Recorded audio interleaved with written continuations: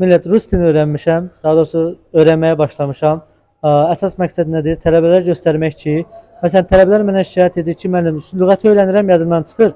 Məndə də elədir. Yəni bu dəqiqə rus dilinin qrammatikası bərbad, pronunciation yox səviyyəsində. Əvvəl ümumiyyətlə rus dilində heç nə fikirləşmirdim, cümlə falan qurmurdum, çalışmırdım. Amma indi bütün günü beynimdə cümlə qurmağa çalışıram, danışmağa çalışıram öz-özümə.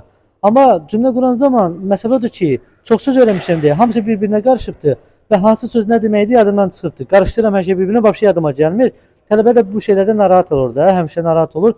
Mən də prinsipim nədir? Bu şeyi davamlı şəkildə etmək, davamlı şəkildə rus dilində oxumaq, nəyisə baxmaq, xüsusilə də alt yazı ilə ki, göstərim ki, tələbəyə, bala, sənin yaşadığın problemlər davamlı şəkildə rus dilinin içində, ingilis dilinin içində olsan, hamısı düzələcək. İndi mən sizə rusca danışmaq istəmirəm, çünki çox bərbaddır. Elə bir ki, element danışıq axıcılıq olaraq intermediate-dir. Amma pronunciation olaraq eşitmək istəməzsiniz.